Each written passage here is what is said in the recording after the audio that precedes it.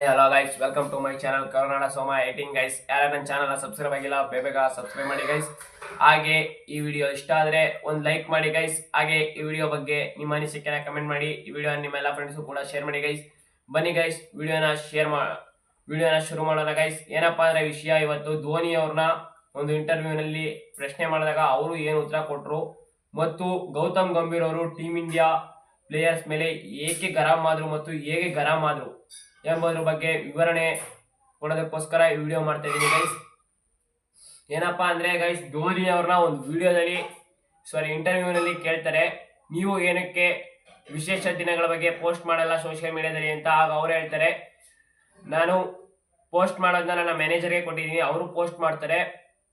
ಅವರು ಪೋಸ್ಟ್ ಮಾಡೋದಕ್ಕೂ ಮುಂಚೆ ಒಂದು ಮಾತ ನನ್ನ ಕೇಳ್ತಾರೆ, ನಾನು ಅಂತ ಹೇಳ್ತೀನಿ ಅಷ್ಟೇ ಅಂತ ಹೇಳಿದಾಗ ಅವರು ನಿಮ್ಮ ಮ್ಯಾನೇಜರ್ಗೆ ಹೇಳಿ ಮಾಡಿಸ್ಬೋದಲ್ವಾ ಅಂತ ಕೇಳ್ತಾರೆ. ಹೌದು, ನಾನು ಮಾಡಿಸ್ಬೋದು, ಆದರೆ ನನ್ನ ಆಟನ ಸರಿಯಾಗಿ ಆಡಬೇಕು, ಅವಾಗ ಫ್ಯಾನ್ಸ್ ಬಂದೇ ಬರ್ತಾರೆ. ನಾನು ಸೋಷಿಯಲ್ ಮೀಡಿಯಾದಲ್ಲಿ ಆಕ್ಟಿವ್ ಆಗಿದ್ರೆ ಫ್ಯಾನ್ಸ್ ಬರ್ತಾರೆ ಅನ್ನೋದಕ್ಕಿಂತ ನನ್ನ ಆಟ ನಾನು ಚೆನ್ನಾಗಿ ಆಡ್ರೆ ಸಾಕು.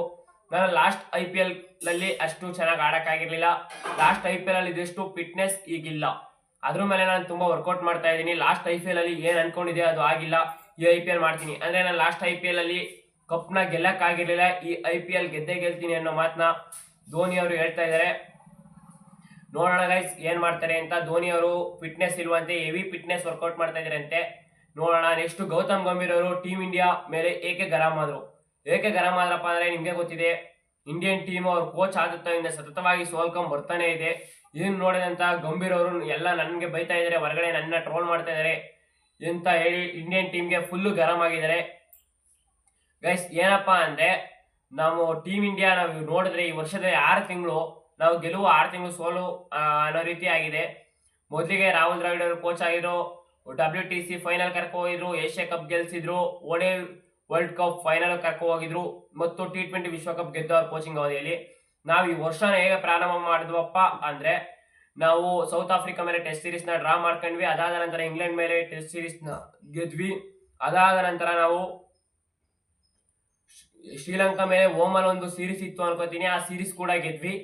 ಆ ಸೀರೀಸ್ ಗೆದ್ದ ನಂತರ ನಾವು T20 ವರ್ಲ್ಡ್ ಕಪ್ ನ ಗೆದ್ವಿ. T20 ವರ್ಲ್ಡ್ ಕಪ್ ನ ಗೆದ್ದ ನಂತರ ರೋಹಿತ್, ಕೊಹ್ಲಿ, ಜಡೇಜಾ 3 ಜನ ಕೂಡ ಟೀಮ್ ಇಂಡಿಯಾಗೆ ರಿಟೈರ್ಮೆಂಟ್ ಕೊಟ್ಟರು. ಆ ನಂತರ ಸೂರ್ಯಕುಮಾರ್ ಯಾದವ್ ಅವರ ಕ್ಯಾಪ್ಟನ್ಸಿಲಿ ನಾವು ಶ್ರೀಲಂಕಾ ಮೇಲೆ T20 ಸೀರೀಸ್ ನ ಗೆಲ್ತೀವಿ. ಆ T20 ಸೀರೀಸ್ ಒಂದು ರೋಚಕ ಸೀರೀಸ್ ಅಂತ ಹೇಳ್ಬೋದು. ಒಳ್ಳೆ ಮ್ಯಾಚ್ಗಳನ್ನ ಇದ್ದು 3 ಮ್ಯಾಚ್ಗಳು ಕೂಡ. ಅದಾದ ನಂತರ ಮತ್ತೆ ನಾವು ODI ಸೀರೀಸ್ ನ ಶ್ರೀಲಂಕಾ ಮೇಲೆ 2-0 ಇಂದ ಸೋಲ್ತೀವಿ. ಒಂದು ಮ್ಯಾಚ್ ಟೈ ಆಗಿರುತ್ತೆ. ಅದಾದ ನಂತರ ನಾವು ಬಾಂಗ್ಲಾ ಮೇಲೆ 2 ಟೆಸ್ಟ್ ಸೀರೀಸ್ ನ ಆಡ್ತೀವಿ. ಆ 2 ಟೆಸ್ಟ್ ಸೀರೀಸ್ ಕೂಡ ನಾವು ಗೆಲ್ತೀವಿ. ಅದು ಕೂಡ ಟಾಪ್ ಆರ್ಡರ್ ಬ್ಯಾಟರ್ಸ್ ಹೊಡೆದು ಗೆಲ್ಸಿದ್ರು ಅನ್ನೋಂಗಿಲ್ಲ. ಲೋಯರ್ ಆರ್ಡರ್ ಅಲ್ಲಿ ಅಶ್ವಿನ್, ಜಡೇಜಾ ಆಡಿರೋದ್ರಿಂದಲೇ ನಾವು ಆ ಸೀರೀಸ್ ನ ಗೆದ್ವಿ. ಮತ್ತು ನಾವು ಆಸ್ಟ್ರೇಲಿಯಾಗೆ ಹೋಗ್ತೀವಿ ಸೀರೀಸ್ ನ ಆಡೋದಕ್ಕೆ. ಆಸ್ಟ್ರೇಲಿಯಾಗೆ ಹೋಗಿ ಫಸ್ಟ್ ಮ್ಯಾಚ್ ನ ಗೆದ್ದ ನಂತರ ಎಲ್ಲ ಹೇಳ್ತಿದ್ರು ಸ್ಟಾರ್ಟಿಂಗು 5-1, 4-1, 5-0, 4-1 ಅಂತೆಲ್ಲ ಅದೇ ಆಗುತ್ತೆ ಅಂತ ಅನ್ಕೊಂಡಿದ್ದು. ಆದ್ರೆ ಅದರ ನಂತರ 3 ಮ್ಯಾಚ್ಗಳಲ್ಲಿ ಇಂಡಿಯಾದ ಕಳಪೆ ಪ್ರದರ್ಶನ ನೋಡಿ ಗಂಭೀರ್ ಅವರು ಫುಲ್ಲು ಗರಂ ಆಗಿದ್ದಾರೆ. ಏನಪ್ಪಾ ಅಂದ್ರೆ, ಅವ್ರ ಪ್ಲಾನ್ ನ ಎಕ್ಸಿಕ್ಯೂಟ್, ಅವ್ರ ಪ್ಲಾನ್ ಏನ್ ಮಾಡ್ಬೇಕು ಅಂತ ಹೇಳಿ ಕಳಿಸ್ತಾ ಇದಾರಂತೆ. ಬಟ್ ಪ್ಲೇಯರ್ಸ್ ಆ ಪ್ಲಾನ್ ನ ಫೀಲ್ಡ್ ಅಲ್ಲಿ ಸರಿಯಾಗಿ ಎಕ್ಸಿಕ್ಯೂಟ್ ಮಾಡ್ತಾ ಇಲ್ಲ. ಇದು ಗೌತಮ್ ಗಂಭೀರ್ ಅವ್ರಿಗೆ ಆಗಿರೋ ತೊಂದರೆ.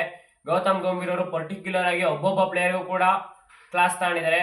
ಒಳ್ಳೆ ದರ್ಶನ್ ಹೇಳ್ತಾರಲ್ಲ ಏನ್ರಿ ಮೀಡಿಯಾ ಅನ್ನೋ ರೀತಿ ಒಬ್ಬೊಬ್ಬ ಪ್ಲೇಯರ್ಗೂ ಕೂಡ ಅವಾಜ್ನ ಹಾಕಿದ್ದಾರೆ. ಏನಪ್ಪಾ ಅಂದ್ರೆ, ವಿರಾಟ್ ಕೊಹ್ಲಿ ಅವರಿಗೆ ಅವಾಜ್ ಹಾಕಿದ್ದಾರೆ, ನೀನು ಔಟ್ಸೈಡ್ ಹೋಗೋ ಬಾಲ್ ನ ಟಚ್ ಮಾಡಿ ಎಡ್ಜಾಗಿ ಔಟ್ ಆಗ್ತಾ ಇದೀಯಾ, ಅದನ್ನ ಬಿಡು ನೀನು ಮೊದಲು.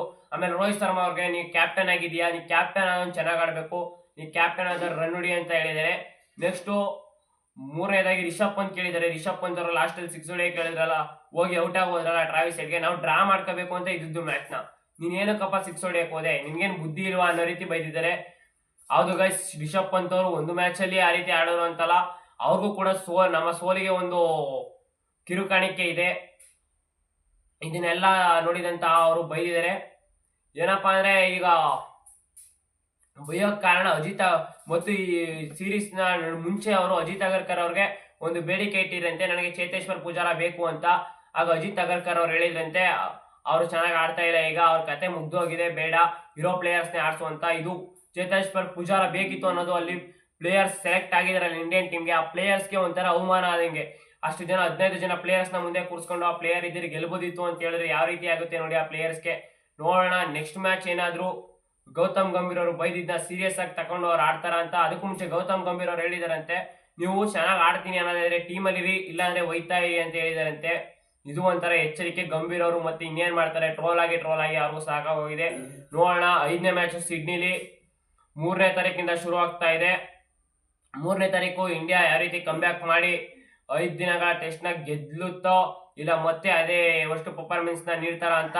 ಇದೊಂಥರ ಗಂಭೀರ್ ಅವ್ರು ಹೇಳಿದಿರೋದನ್ನ ನೋಡಿದ್ರೆ ರೋಹಿತ್ ಕೊಹ್ಲಿಗೆ ಇದು ಲಾಸ್ಟ್ ಟೆಸ್ಟ್ ಮ್ಯಾಚ್ ಆಗ್ಬೋದು ಅನ್ಸುತ್ತೆ. ಏನಾದ್ರು ಗೆಲ್ಲಿಲ್ಲ ಅಂದ್ರೆ ಇಂಡಿಯಾ, ಅವರು ಈಗ ಗಂಭೀರ್ ಅವ್ರು ಹೇಳಿರೋ ಮಾತುಗಳನ್ನ ಸೀರಿಯಸ್ ಆಗಿ ತಗೊಂಡು ರಿಟೈರ್ಡ್ ಕೊಟ್ಬಿಡ್ಬೋದು, ಹೇಳಕ್ಕಾಗಲ್ಲ. ಆದ್ರಿಂದ ನೋಡೋಣ ಏನಾಗುತ್ತೆ ಅಂತ. ಇದಾಗಿತ್ತು ಗೈಸ್ ಇವತ್ತಿನ ವಿಡಿಯೋ. ಈ ವಿಡಿಯೋ ಇಷ್ಟ ಆದರೆ ಒಂದು ಲೈಕ್ ಮಾಡಿ, ಹಾಗೆ ನನ್ನ ಚಾನಲ್ ಸಬ್ಸ್ಕ್ರೈಬ್ ಮಾಡಿ ಗೈಸ್. ಹಾಗೆ ಈ ವಿಡಿಯೋನ ನಿಮ್ಮ ಎಲ್ಲ ಫ್ರೆಂಡ್ಸ್ಗೂ ಕೂಡ ಶೇರ್ ಮಾಡಿ ಗೈಸ್. Thank you guys.